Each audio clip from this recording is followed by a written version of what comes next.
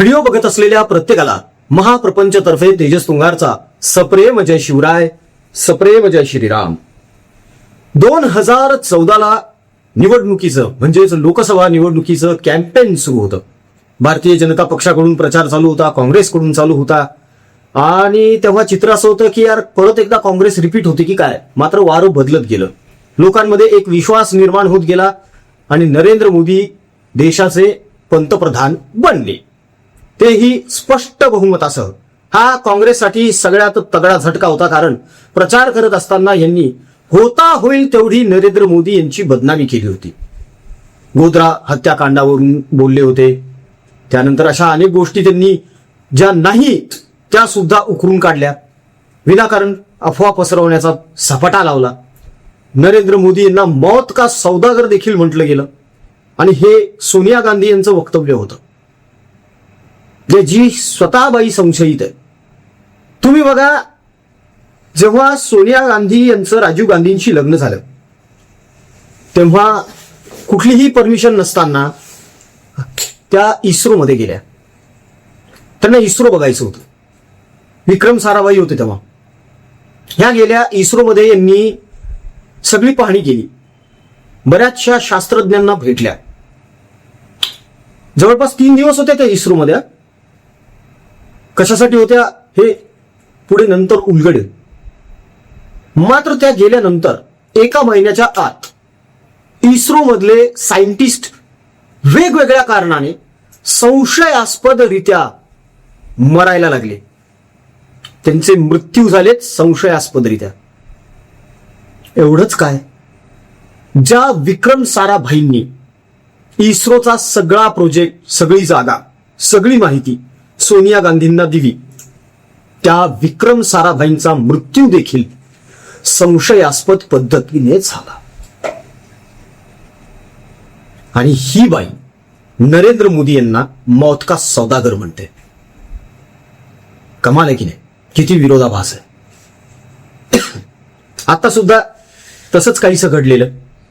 फक्त मौत का सौदागर नाही, साक्षात मृत्यूच म्हणण्यात आलं नरेंद्र मोदी यांना, आणि तेही काँग्रेसतर्फेच.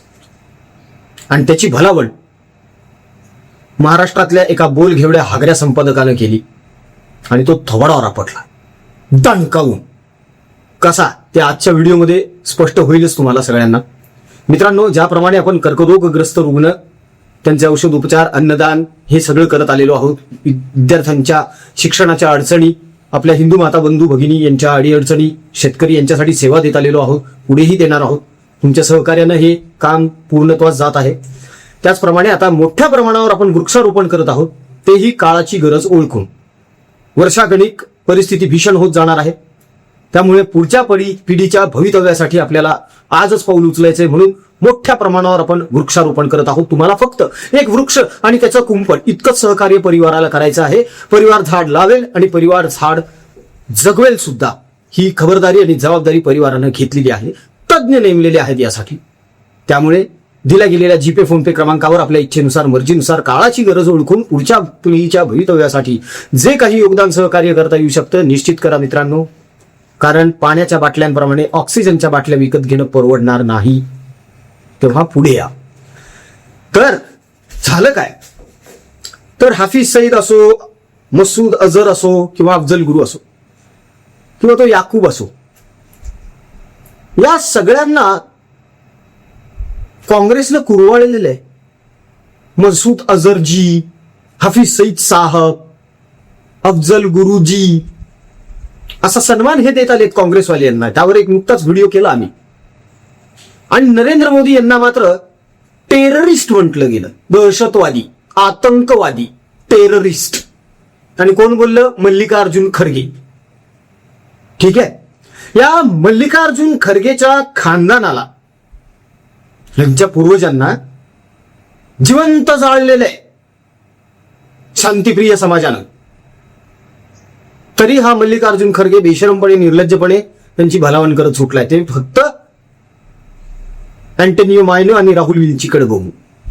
का तर खुर्ची, काँग्रेस अध्यक्ष, दॅट्स इट. बेशरमपणाचा कळस आहे हा, दुसरं काहीच नाही. निर्ढावलेली कातडी आहे ही. नरेंद्र मोदींना आतंकवादी टेररिस्ट म्हणण्यापर्यंत या माणसाची मजल केली. आणि इकडे महाराष्ट्रामध्ये काही जणांना आनंदाच्या उकळ्या फुटायला लागल्या. त्यातला एक माणूस म्हणजेच तो नालायक 5 नमाजी भोंगा. हो, ज्याप्रमाणे दिवसातून 5 वेळा नमाज होते यांची शांतिप्रिय समाजाची, त्याचप्रमाणे 5 वेळा भोंगा सुद्धा बडबड करतोच. मित्रांनो, भोंग्याला फार आनंद झाला. नरेंद्र मोदी यांना मल्लिकार्जुन खरगे जेव्हा टेररिस्ट म्हटले तेव्हा भोंग्याला खरंच खूप आनंद झाला. भोंग्याने त्याचं समर्थन केलं की होय होय होय, मल्लिकार्जुनजी जे बोललेले आहेत ते खरंच खरं आहे. मोदी हुकुमशाह आहेत, मोदी हिटलर आहेत, मोदी लोकशाही संपवायला निघालेत, मोदी संविधान संपवायला निघालेत. हे असले आरोप तर पहिल्यापासून करतच आलेत हे लोक. आता नवीन आरोप करायला लागलेत. काय तर म्हणे मोदी दहशतवादी आहेत, मोदी आतंकवादी आहेत. आणि भोंग्यानं तर 2 दिवस ते प्रकरण इतकं लावून धरलं की प्रत्येक पत्रकार परिषदेमध्ये तो या गोष्टीचा उल्लेख करू लागला की मोदी हे टेररिस्ट आहेत. मोदी ह्या नावाचा इतका टेरर या लोकांच्या मनामध्ये की हे रात्री झोपेत सुद्धा दचकून जागे होत असतील. त्याच्याचमुळे अहोरात्र मोदींच्या नावानं शिव्याशाप देत असतात, खडे फोडत असतात आणि कंठशोष करत असतात. पण भोंगा पडलाय तोंडावर. ऍक्च्युली तोंडावर नाही म्हणता येतं, कारण हा झाकण झुले आधीच डोक्यावर पडलेला आहे. लहानपणापासून हा सतत डोक्यावर आदळत आदळत पडतच इथपर्यंत पोहोचलाय. त्याच्यामुळे बुद्धी भ्रमिष्ट झालेली आहे. आणि म्हणूनच आपण नेमकं काय बोललेलो आहोत, आपण या जगात आहोत की नाही हे तपासून बघण्यासाठी तो नशा करायला लागला. मात्र नशा करत असताना आपण काल काय बोललो होतो, आज काय बोललेलो आहोत याचं भानही या माणसाला राहत नाही. आता बघा ना तुम्ही, मल्लिकार्जुन खरगे जेव्हा बोलले होते नरेंद्र मोदी यांना टेररिस्ट, तेव्हा याला आनंद झाला. यांनी ती रिव ओढली आणि नरेंद्र मोदींवर नको ते आरोप करायला सुरुवात केली, टीका करायला सुरुवात केली भोंग्याने. पण जेव्हा काही हिंदुत्ववादी लोकांनी यावर आक्षेप नोंदवला, माझ्यासारख्यांनी काही व्हिडिओज बनवले, पोस्ट लिहिल्या सोशल मीडियावर, निषेध व्यक्त केला या गोष्टीचा की देशाच्या पंतप्रधानांबद्दल तुम्ही असं कसं बोलू शकता. राजकारण राजकारणाच्या ठिकाणी आहे, मात्र नरेंद्र मोदी यांची तुलना तुम्ही अफजल गुरु सोबत नाही करू शकत, मसूद अझहर सोबत नाही करू शकत, त्या पाकड्या आतंकवाद्यांसोबत नाही करू शकत. मात्र हे घडलं, ह्याचा निषेध झाला सगळीकडून. कदाचित याचा दबाव या म्हाताऱ्यावर पडला, मल्लिकार्जुन खरगेवर. आणि अगदी 2च दिवसात आपल्या स्टेटमेंटवरून हा माणूस फिरला की नाही मी तसं काही बोललेलोच नाहीये, मी नरेंद्र मोदी यांना दहशतवादी म्हटलेलोच नाहीये. त्या अर्थाचं ते विधानच नव्हतं म्हणे. अहो, कशाला खोटं बोलता खरगे साहेब. तुमच्या त्या विधानाचा व्हिडिओ लाखो करोडो मोबाईलमध्ये फिरतोय सध्या, लोक बघतायत हे सगळं.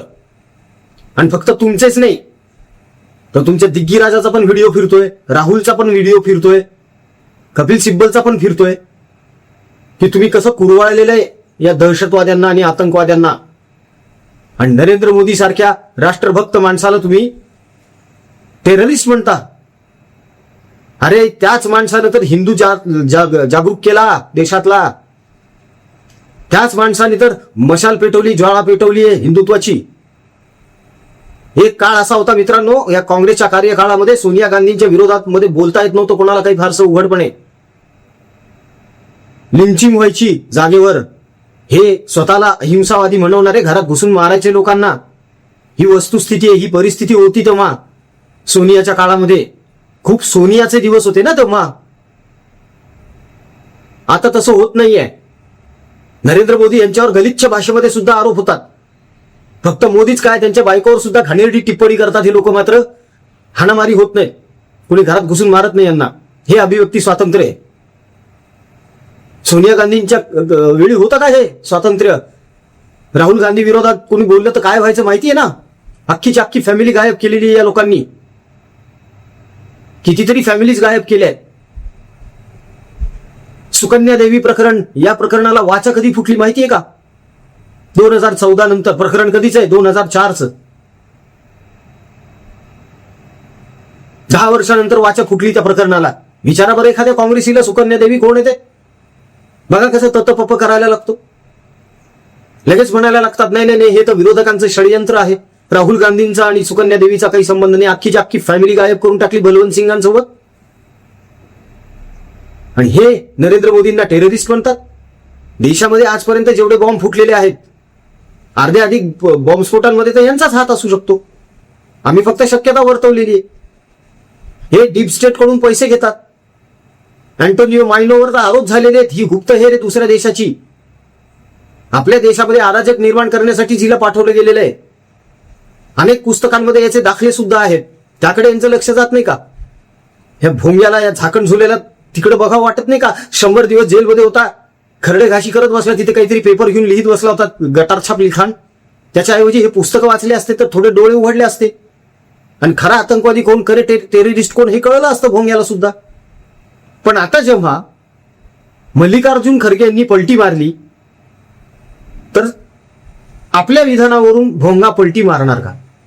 कारण भोंगा मध्यंतरी प्रेस कॉन्फरन्समध्ये असं बोलला होता की देवेंद्र फडणवीस यांनी देशाची माफी मागायला पाहिजे, नरेंद्र मोदींनी माफी मागायला पाहिजे महिला आरक्षण विधेयकावरून, की तुम्ही माफी मागा, माफी मागा, माफी मागा. काहीही झालं की भोंगा यांच्याकडून माफी मागायला लावतो. तुम्ही माफी मागा, माफी मागा, माफी मागा. कुठे भाऊ, तुझ्या बापानंच आता घुमजाव केलंय ना मल्लिकार्जुन खरगेनं. आता तू माफी मागणार का? की मी जे बोललो, मी जे आरोप केले त्याबद्दल क्षमा करा, मागाल, माफी मागाल का? मित्रांनो, तुम्हाला वाटतं का हा निर्लज्ज निर्ढावलेला माणूस आपल्या ह्या आदवा तादवा वक्तव्यांबद्दल, मोदींना टेररिस्ट म्हटल्याबद्दल माफी मागेल देशाची? बरं चल, देशाची नको मागू, मोदींचीच माफ. एकट्या मोदींनाच म्हणावं फक्त, मोदी साहेब चुकलं, शब्द निघून गेला एक तोंडातून नेहमी सारखाच. काय करू, माझा जिभेवर ताबाच नाहीये माझ्या, असं बोलले तर मोदी काय करणार नाही तो तुम्हाला. का मोदी मोजतही नसतील, चिल्लर म्हणत असतील, चिल्लर समजत असतील मोदी तुम्हाला. खात्री आहे या गोष्टीची. कारण असले वायझेड मोदींना आवडत नाहीत. अमित शहाना तर अजिबातच नाही, ते फार मोजकं बोलतात. देवेंद्र फडणवीस यांनी तर आधीच सांगितलंय की या मूर्खाकडे दुर्लक्ष करा. पण प्रश्न असा निर्माण होतो की किती दुर्लक्ष करायचं? कधीतरी तर खडसावलं पाहिजे ना, अधूनमधून कान पिचक्या दिल्या पाहिजे. मित्रांनो, तुम्हाला वाटतं का मल्लिकार्जुन खरगे यांनी घुमजाव केल्यानंतर, स्वतःचं विधान बदलल्यानंतर भोंगा माफी मागेल का? उचलली जीव आणि लावली टाळूला, असं करत आलेला आहे हा माणूस. रोज तेच करतो हा माणूस आणि रोज तोंडघशी पडतो. एक तर स्वतः तरी पडतो, नाही तर मालकाला तरी तोंडघशी पाडतो. पण आता स्वतः पडलेला आहे, माती खाल्ली यांनी. नरेंद्र मोदी यांच्या नादी लागून, यांच्यावर आरोप करून, यांना आदवा तादवा बोलून माती खाल्ली आहे, माती. मित्रांनो, मला तर नाही वाटत हा माणूस माफी मागेल, कारण हे गटाछाप व्यक्तिमत्व आहे. मवाली, गुंडगिरी ह्या टाईपचा कॅरेक्टर आहे या माणसाचं. हा माफी मागणार नाही याची मला खात्री आहे. तुम्हाला काय वाटतं, म्हणजे हा माणूस माफी मागेल का? की हो नाही, माझ्या तोंडून चुकून निघून गेलं असं काही बोलेल का? किंवा हो बगल देईल का? किंवा आता दुर्लक्षच करेल ह्या विषयाकडे, तो भलतच काहीतरी प्रकरण काढेल का? काय काय शक्यता तुमच्या डोक्यात आहेत? कमेंटमध्ये निश्चित लिहा. कदाचित त्यावर एखादा चांगला व्हिडिओ बनवू शकेल आपला. तेव्हा मित्रांनो, कमेंट्स करायला अजिबात विसरू नका. जाता जाता परत एकदा विनंती आहे, कर्करोगग्रस्त रुग्ण जे आहेत त्यांचे औषधोपचार, अन्नदान आपण करतोच आहोत.